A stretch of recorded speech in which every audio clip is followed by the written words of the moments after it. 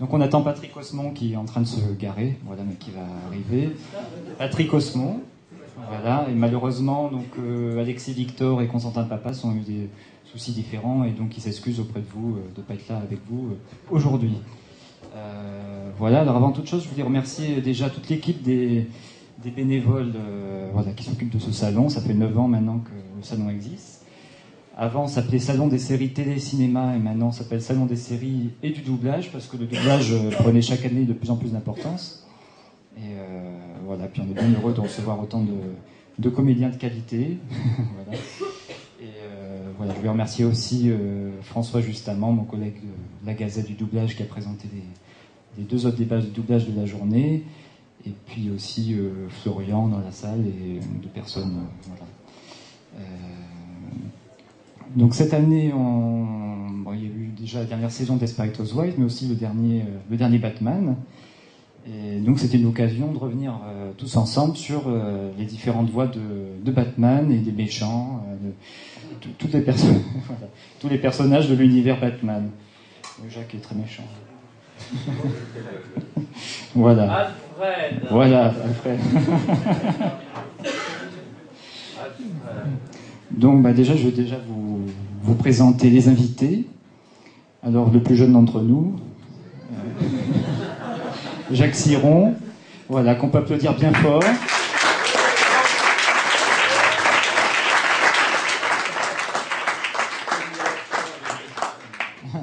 Alors Jacques donc a doublé Alfred donc dans les 4 films donc Batman, Batman le défi, Batman Forever, Batman et Robin et dans des dessins animés. Voilà. Et ça c'était les films. Voilà, et les dessins animés aussi. C'est pas les dessins animés. Voilà, et en plus les dessins animés. Voilà. Il y a 200. Et ensuite Vincent Violette, qu'on peut applaudir bien fort aussi.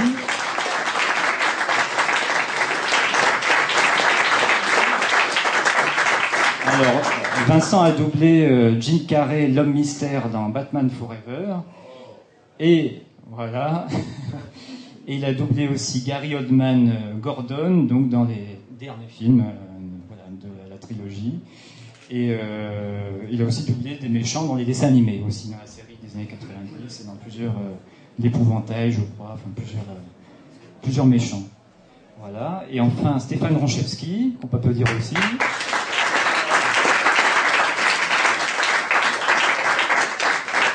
Et donc Stéphane est la voix du Joker dans The Dark Knight. Voilà. Donc avant toute chose, je vais proposer qu'on fasse un petit tour de table pour parler avec vous de déjà comment vous êtes venu au doublage, donc de votre parcours de comédien à chacun. Et on va commencer par Jacques. Alors, ça marche?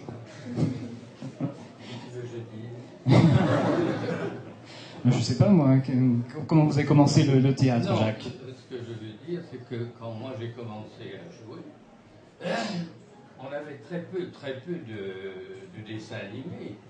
Parce que quand j'ai commencé, c'est dans les années. C'était en 51, 1900. Et je doublais des films. Et c'est beaucoup plus tard que sont arrivés les dessins animés, parmi lesquels, c'est parce que j'avais peur de ne pas m'en souvenir, Babar, avec Pompadour, dans ça, je l'ai fait pendant des années. Et alors, c'est drôle parce que tu vas peut-être t'en souvenir, Babar, c'était Jean-Pierre Darras. Alors, magnifique Jean-Pierre. Babar, ouais. Mais qui l'a fait après lui? Alors, il y a eu... Alors, Jean-Pierre Darras faisait Cornelius, et Babar, c'était Christian Allers. Christian Allers qui faisait Babar. Mais après Jean-Pierre. Oui, je sais. Non, enfin. Et après, moi, simultanément, ça a été les dessins animés, bien entendu. On va parler, Jacques, on va parler théâtre un petit peu avant quand même, pour vous présenter ce que vous avez fait en théâtre, parce que bon, là, on n'a pas 3 heures pour faire une conférence, mais je crois qu'il y a quelques... Je veux dire les gens avec lesquels j'ai joué. Voilà, par exemple. Comment vous avez débuté au théâtre? Comment je suis venu au théâtre? Ouais. Par le chemin le plus court, parce que j'avais mon prof de mathématiques qui avait une fille formidable qui s'appelait Denise Noël. Elle est là. Elle a été sociétaire de la Comédie Française. mais elle m'a fait connaître tous les gens à leur départ. Et je disais avant-hier à Muriel Mayette, je lui dis, c'était le début novembre, à une date très précise, et je lui dis, vous savez, Jean de Sailly, à cette date précise, en 1942, je l'ai vu pour ses débuts officiels à la Comédie Française dans Fantasme. Elle était quand même un peu estomaquée. Et je marchais son calme, pour lui expliquer tout ça. Et puis, j'ai commencé comme ça, et puis elle me faisait faire prendre des cours avec un jeune garçon, un jeune pensionnaire de la Comédie Française, qui s'appelait Michel Vadet, et qui malheureusement, lui, c'est autre chose. Un jour, en installant son arbre de Noël dans sa maison, il est tombé de l'escabeau et il s'est tué. Il avait 34 ans, voilà. Et puis alors, bon, ceci étant posé, j'ai connu une femme formidable qui s'appelait André Loher-Théron, qui a été mon professeur. Et après, j'ai connu René Simon. Mais j'étais maigre comme un clou, et puis alors il me dit, ben non, c'est trop tôt, tu peux pas... Vous avez de l'argent? Il me dit, non, j'avais connu, grâce à ma famille dans l'Est, je suis un petit champenois, et j'avais connu un soldat américain qui m'avait dit, si ça t'intéresse, mes parents peuvent porter garant pour toi à l'université. J'ai demandé à mes parents, je suis allé en Alabama. Il y a des pays beaucoup plus jolis qu'Alabama, mais enfin, je suis tout de même allé en Alabama. Voilà. En Alabama, je suis à l'université, et c'est comme ça. Et quand je suis revenu, je suis reparti chez Simon, et je ne l'avais pas changé. 50 kilos, 1m80. Enfin, je me dit non, c'est pas possible. Et là, j'ai vu une femme dont vous avez certainement entendu parler, qui s'appelait Béatrix Dussam, qui était une immense professeure, sociétaire de la Comédie Française, et elle était professeure chez Maurice Escande. Alors il y avait une femme qui s'occupait aussi, Madame Dussam et Monsieur Escande. Voilà. Et là je suis resté un bon moment chez Escande, et tout a commencé comme ça. Tout a commencé, on m'a engagé au théâtre, et à partir de là, et c'est vrai, j'ai fait beaucoup de théâtre, mais beaucoup de théâtre à Paris, beaucoup. Et le cinéma a marché, pas des grands rôles, mais quelquefois des choses agréables. Au cinéma, j'aimerais que vous parliez de Frantic, avec de Frantic. Frantic, c'est plus récent. Ouais. Il y avait tout de même Brigitte Bardot dans Dieu créa la femme. Et Dieu créa la femme. Alors, bon, ça c'était... Et nous sommes restés amis, je précise. Et il y avait beaucoup, on tournait beaucoup. C'est ça que je veux dire, on tournait. Alors on tournait peut-être 4-5 jours ou 6 jours, mais on tournait. Alors évidemment, j'ai tourné avec Sophia Loren un jour, alors ça, je vais me dire un jour ce qu'elle a fait. Parce que j'avais tourné beaucoup, j'avais beaucoup travaillé avec Peter Ustinov. Et un jour, il m'a pris pour jouer dans les DL. Et je jouais le gars qui était à l'entrée de l'hôtel, et on commence à tourner, et il met sa caméra sur Sophia Loren qui arrivait, et Sophia Loren a dit ah non, pas moi, lui il n'a pas un grand rôle, alors c'est sur lui qu'on le prend.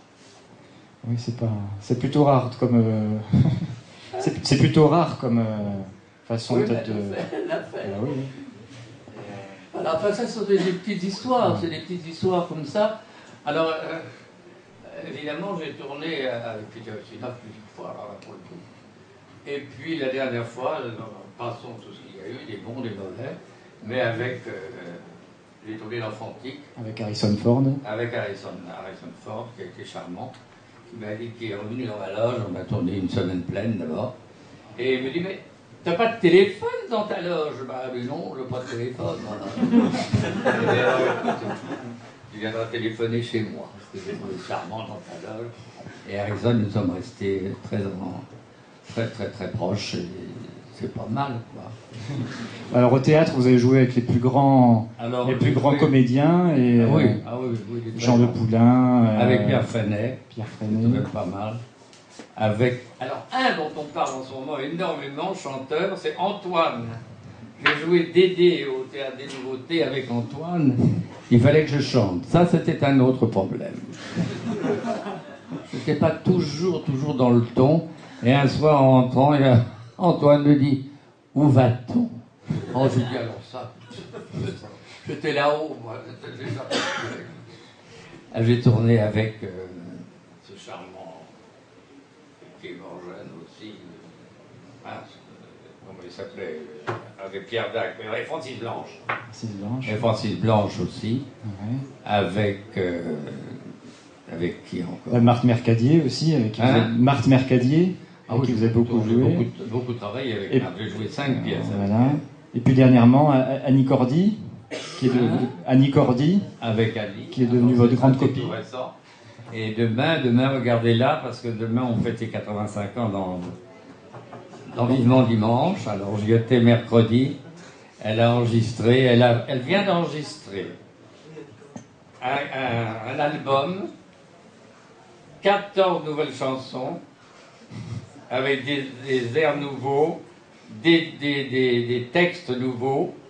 Et alors elle dit à qui veut l'entendre, tiens avec lui et moi. On va avoir 85 ans tous les deux. Oui, avec Lynn Renaud, on se suit. On est à la bande des 3. Voilà, et avec Lynn, j'ai fait un très beau voyage avec elle sur un bateau, on a joué. Avec une femme très drôle, que vous connaissez peut-être de nom, qui a une voix que vous connaissez peut-être, qui s'appelle Laurence Badi. Elle a une voix comme ça, elle a une toute petite voix.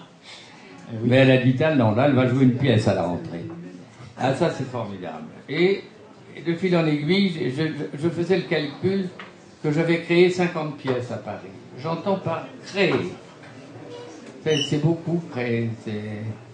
Maintenant, je suis un vieillard, hein, je ne crée plus rien du tout. C'est là le film que je viens de faire avec Marina Vladi. Et c'est là ce que je racontais l'histoire. Marina, le jour de la première, avec Florence Pernel, je pense que vous la connaissez à la télévision, qui joue notre fille. Et Marina me dit, tu vas bien? Oui, je vais bien. Alors on a tourné ensemble, oui, on a tourné ensemble, mais quoi? Le lendemain, elle arrive, elle me dit, je le sais. Ah bon? On a tourné ensemble il y a 60 ans. Elle me dit, j'avais 14 ans, t'en avais 25. Et ben voilà, on est bien portant. Et puis, elle est magnifique. Je précise, elle est magnifique. Elle est magnifique, elle vient, elle habite toujours Maison Lafitte depuis 102 ans. Et elle venait le matin, elle partait à 6h30 du matin pour être maquillée, à 7h30, elle venait en voiture le matin. Là, il y a un mois. Formidable, formidable. Et il y a quelques années, vous avez eu un rôle dans Plus belle la vie. Alors ça, du coup, Plus belle la vie aussi. Il y a beaucoup de gens, alors que Jacques a quand même, on peut le dire, à peu près 60 ans de carrière à peu près. Et donc il y a des gens qui l'arrêtaient dans la rue, là pour Plus belle la vie, alors que Jacques a fait beaucoup de télévision dans des rôles importants. Et là, par contre, Plus belle la vie, tout le monde le reconnaissait dans la rue à ce moment-là. Ben ça, j'ai pas beaucoup changé. J'ai un peu ici, mais pas beaucoup quand même. Non, ça va très bien. Très bien. Non, c'est pas moi qui est intéressant, c'est ce que vous avez à poser comme question. En particulier sur les dessins. On demandera après. Parce que c'est ça qui était important. En attendant, on va d'abord applaudir Patrick Osmond, qui vient d'arriver, qui est la voix...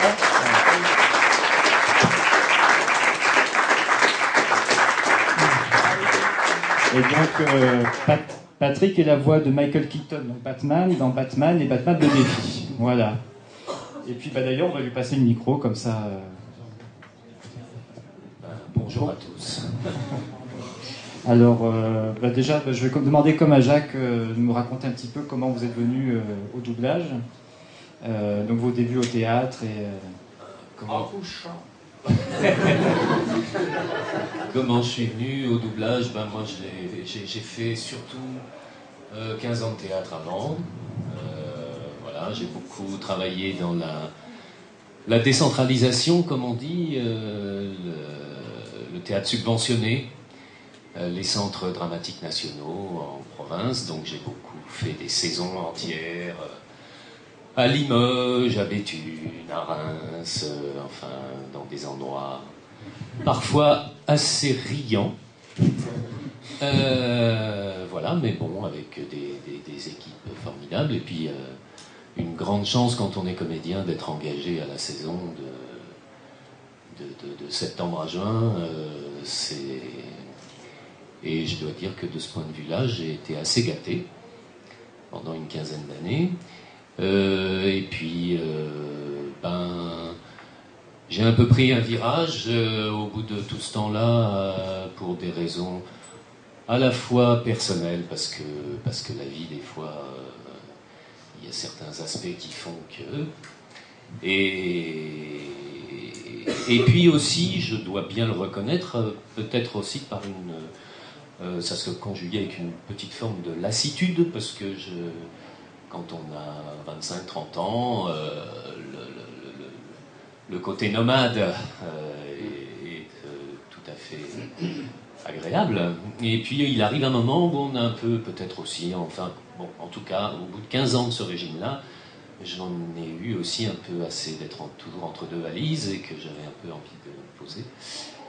Et puis, voilà, il y a un train qui est passé par l'intermédiaire d'un camarade auquel je dois beaucoup, qui s'appelle Michel Vignier, qui est un vieux copain de cours. On a été en cours de théâtre ensemble, et qui était à l'époque, en tout cas, une star de la synchro, puisque c'était la voix de Mickey Rourke, ça l'est toujours d'ailleurs, sauf que malheureusement, Mickey Rourke qui s'est un peu calmé.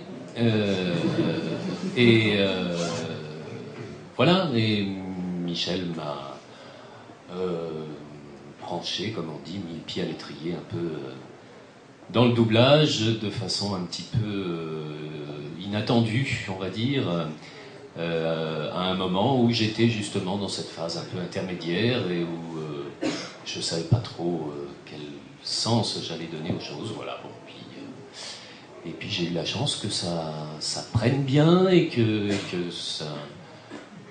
mon travail soit apprécié, et que les gens me repèrent, on va dire, et puis fassent appel à moi de plus en plus régulièrement, voilà.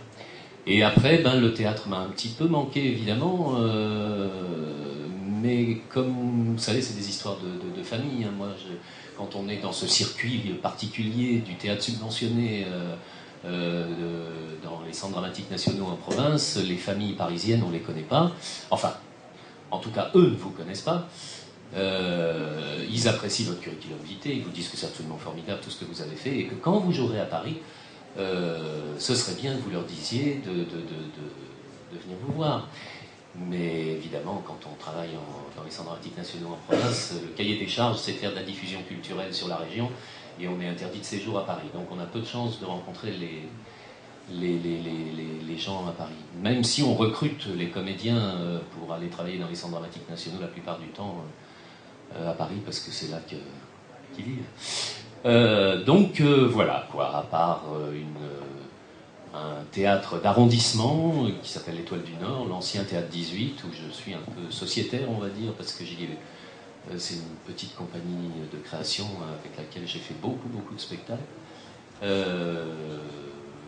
Voilà. Et comme je n'avais plus envie de repartir des saisons entières au fin fond de la France, voilà où j'en suis aujourd'hui. D'accord, très bien. On va demander à Vincent aussi, du coup. Merci, Patrick. C'est bien bon. Alors vous êtes d'une famille de comédiens, oui, on peut le dire. Voilà. Mon père était comédien, voilà. Et il a doublé Charlton Heston, enfin ponctuellement, Charlton Heston, Anthony Quinn, Jean Violette. Voilà. Et j'ai commencé à 17 ans, j'ai fait une école de théâtre qui s'appelle le Centre de Marie Blanche, qui est une école d'État. Je voulais faire un conservatoire après, et en fin de compte, je n'ai pas fait du tout. J'ai monté un théâtre avec Jean-Louis Sartou et Danita Yarda. On a monté un petit théâtre à Ivry, le studio d'Ivry. On y a bossé 7 ans, etc. Et après, j'ai beaucoup travaillé avec différentes compagnies sur Paris, en région parisienne. Beaucoup de petites compagnies, de travail un peu de laboratoire, de recherche, qui parfois nous ont emmenés dans des théâtres. On a joué à l'Odéon, on a joué, enfin, on a fait des lieux... Théâtre. Ouais, des beaux théâtres. Mais enfin, il y avait un peu de tout. Et parallèlement à ça, j'ai rencontré une dame qui était secrétaire dans une société qui s'appelait la Sophie, et qui engueulait mon père en disant mais ton fils il est comédien, tu ne l'as pas présenté. Elle m'a dit bah viens me voir, voilà. Et Colette, cette femme, m'a donné mes premiers petits rôles à la Sophie, les ambiances, tous les voilà. Et puis ça m'a permis comme ça de continuer mon activité en compagnie, et puis de pouvoir travailler un petit peu en doublage. Et puis après avoir fait des ambiances, des petits rôles, des machins, peu à peu, j'ai accédé à des rôles plus importants. Voilà, comme dit Patrick, un coup on vous fait confiance, on vous donne un rôle plus important. Ah, tiens, il s'en sort bien, puis voilà, ça fait du ménage. Et je continue à travailler toujours en compagnie au théâtre. D'accord. Et au théâtre, qu'est-ce que vous jouez alors? Quels sont les types de rôles que vous jouez Oh, bah, moi tout de même, mon fond de commerce, c'est tout de même un peu les salopards, les pervers, voilà, enfin, tous les mecs un peu troubles, quoi, c'est ça qui me fait vivre. Hein. Voilà, ce qui fait qu'après je rentre, je suis très calme et très gentil à la maison parce que je me suis défoulé au théâtre. Voilà. Et là, je répète une pièce qu'on commence dans une semaine qui s'appelle Qui crève les comiques, où je fais un metteur en scène tortionnaire, qui rend la vie impossible à trois petites comédiennes charmantes. Et pourriez c'est très bien, c'est très agréable. Peut-être nous dire les dates du coup et nous dire où ce sera joué pour que les fans. Oui, je suis pas prêt. Alors c'est à Malakoff, ça s'appelle le Magasin et c'est à partir de samedi prochain. Voilà. Théâtre Le Magasin, Malakoff, Qui crève les comiques. D'accord, très bien. Déjà, c'est tout un programme. Très bien. Et voilà, on va demander aussi à Stéphane du coup. Bonjour. Moi, c'est une histoire.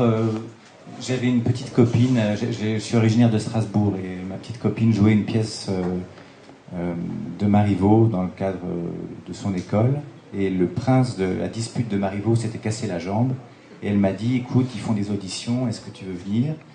Et j'avais jamais pensé à faire ça, mais pour lui faire plaisir, je suis allé. Ils ont été gentils, ils m'ont engagé. Et puis ça a pris des proportions inattendues parce qu'on a joué beaucoup plus longtemps que prévu.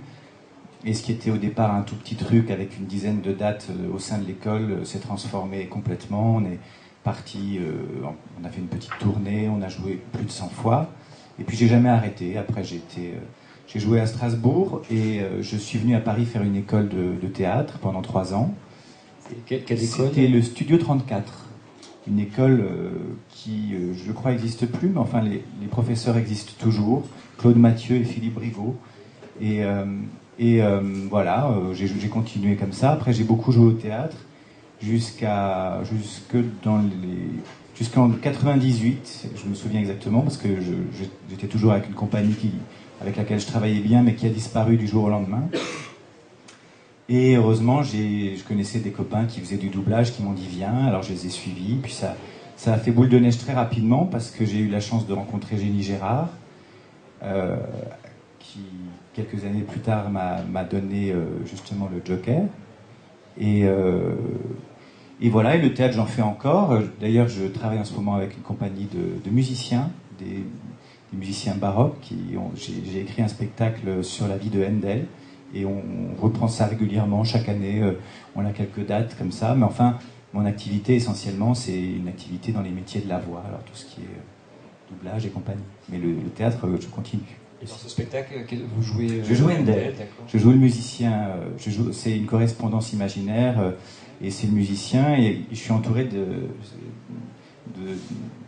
tout un orchestre baroque qui accompagne la vie que le musicien raconte. Voilà. D'accord.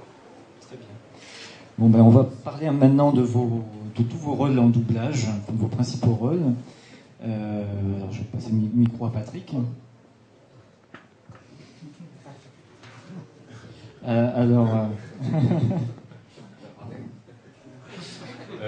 sais pas, quels sont les rôles qui ont été pour vous les plus marquants, en dehors de Batman, parce que Batman, on reviendra un petit peu après.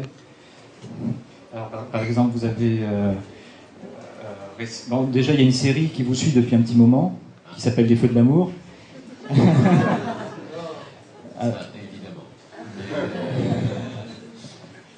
Mais voilà, ça, j'ai absolument pas honte de ça. C'est une série qui marche très bien. Moi, je trouve il y a une bonne équipe, on s'amuse beaucoup. C'est clair qu'il ne faut pas se prendre au sérieux quand on fait ce genre de choses. Mais par contre, je défends le fait de le faire avec application et sérieusement et pas seulement venir ramasser le chèque, parce que bien évidemment que quand on fait ce travail, il y a des choses plus valorisantes, on va dire, artistiquement parlant, à faire que les feux de l'amour.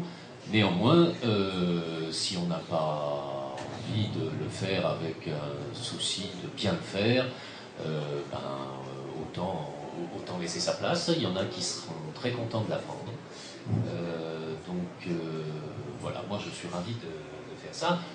Mais il est vrai par ailleurs, je ne vous cache pas, que heureusement que je ne fais pas que ça, parce que là, peut-être je me tirerai une balle quand même. Voilà, donc il y a d'autres séries qui, elles, sont beaucoup plus excitantes à faire. J'ai fait le Dr Tob sur la série Dr House.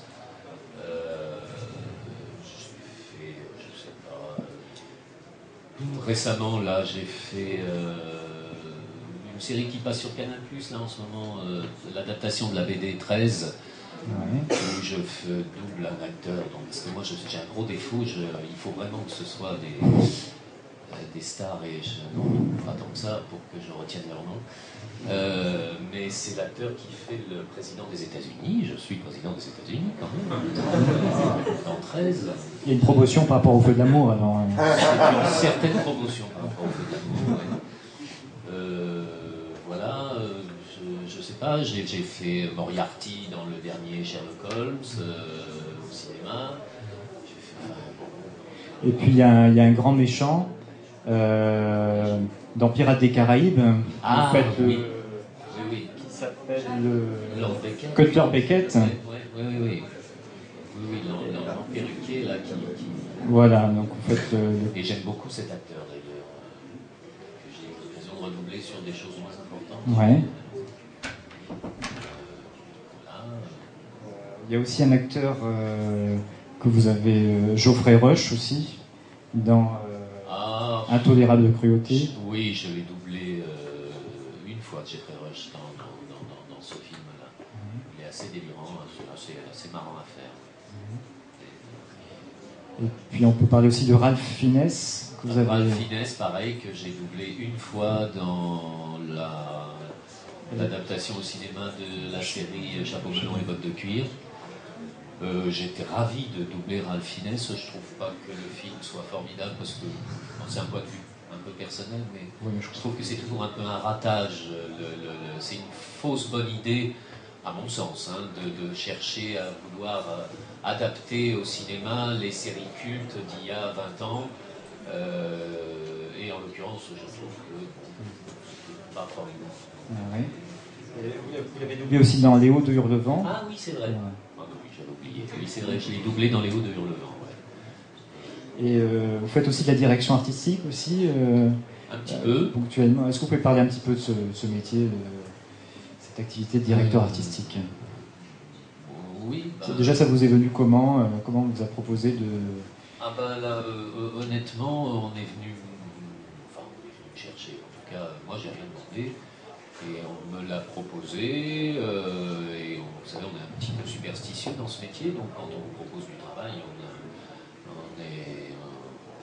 n'a aucune raison de refuser, parce que c'est pas pour moi. Voilà, j'étais tout à fait content de ça. Ce que moi je trouve agréable dans le métier, dans le travail de direction artistique dans le doublage, c'est vraiment le travail sur le plateau, quoi. Avec les comédiens, de diriger le travail, le jeu des acteurs, etc. J'avoue que je suis un tout petit peu paresseux et qu'il y a tout un travail en amont de préparation, de plan de travail, de convocation d'acteurs, qui est un peu saoulant. Enfin, je veux dire, ça fait beaucoup de devoirs à la maison, surtout dans un contexte, je trouve, qui devient de plus en plus stressant, il faut que tout soit fait pour avant-hier. Si tout s'est bien passé, vous n'en aurez jamais aucune nouvelle. Si jamais vous avez laissé passer le moindre truc, on vous tombe dessus à bras raccourcis. J'avoue que, bon, au départ, on vous dit vous avez carte blanche, choisissez vos acteurs et tout. Et puis, vous avez à peine commencé à le faire quand vous dites ah, au fait, machin, il est toujours doublé par bidule, et machinette, elle est toujours doublée par tarte molle. Et donc,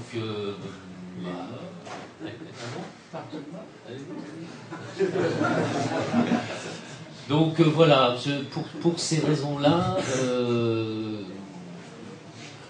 je vous dis encore une fois, je n'aime pas refuser du travail, mais c'est vrai que j'ai la chance en plus qu'on pense à moi pour faire l'acteur, et je vous assure que c'est beaucoup moins de stress,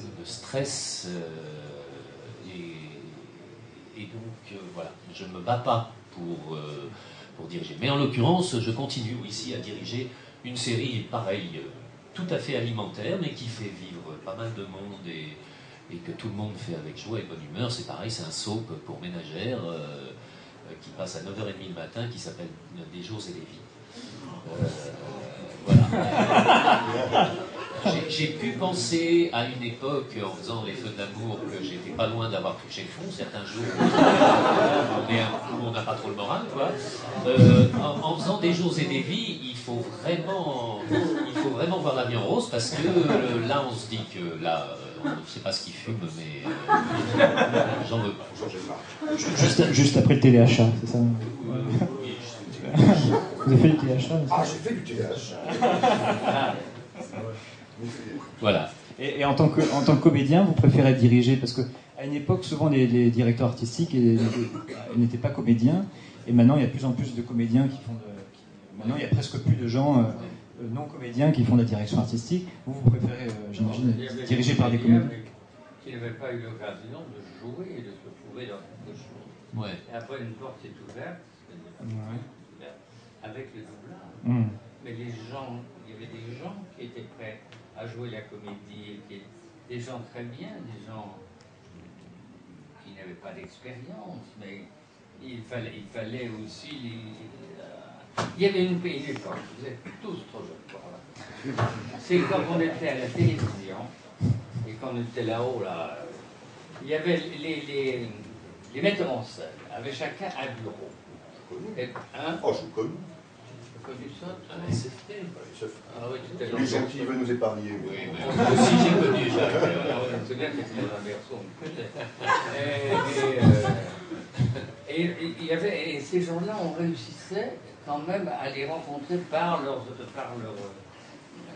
secrétaire, leur assistant. On arrivait à parler avec les gens. Et on arrivait quand même, je suis désolé, ça m'est arrivé à moi, personnellement, ça m'est arrivé aussi, que des gens comme ça, en te voyant, disaient, ah, ça vous pourriez le faire. Je sais pas, ça, on te l'a fait aussi. On te l'a fait plusieurs fois. Hein? Bon, c'est sûr? Oui, c'est sûr. Mais je crois toujours que les gens sont prêts à jouer la comédie, sont prêts, et là, tout d'un coup, maintenant, dans l'époque que nous vivons, et que vous vivez plus que moi maintenant, c'est qu'il y a beaucoup de gens pour le doublage. Il y en avait beaucoup moins. Il y en avait beaucoup moins, on avait beaucoup plus de chance de se retrouver sur un plateau de doublage, mais on retrouvait les mêmes personnes. Là, il m'arrive actuellement j'y vais plus maintenant, mais quand je suis sur un plateau de doublage, il y a beaucoup de gens que je ne connais pas du tout. Il y a des gens de 40 ans, tu vois, 35, 40 ans, je ne les connais absolument pas. Et je ne dis pas pour autant qu'ils ne sont pas bons, etc. Ça n'a rien à voir. Mais ça veut dire qu'il y a un marché beaucoup plus grand, hommes et femmes d'ailleurs, parce qu'il y a des jeunes femmes qui sont extraordinaires, des vieux acteurs aussi. Certainement. Qu'est-ce qu'elle dit certainement? Non, mais je crois qu'il y a beaucoup de monde. De plus en plus. Il y a beaucoup de monde. Et là, tout à l'heure, tu parlais de le truc sur le bateau, là, qu'on va tout le temps, là. J'ai fait Plus belle la vie. Alors il y a un copain dont je dirais le nom, il vient d'être contacté pour faire Puvelel. Et il me dit, ah non, je ne comprends pas comment ça. Je l'ai fait, moi, il y a 4 ans environ. Et je t'avoue que j'ai été très heureux de le faire, parce que j'étais heureux, parce que j'étais avec Colette Renard d'abord, et puis les gens qui étaient là, c'est-à-dire l'administration, les gens qui nous suivaient sur le plateau, enfin, le plateau c'est un décor qui est toujours le même, tu vois. Et c'était très très agréable. Moi j'ai passé un très bon moment, très très bon moment, et le garçon qui ne voulait pas le faire, il l'a fait. Maintenant il a fait 9 ou 10 épisodes, comme moi j'ai fait, et il est très content de l'avoir fait. Je crois qu'il ne faut pas, quoi qu'il arrive, il ne faut pas refuser une affaire. Je ne crois pas.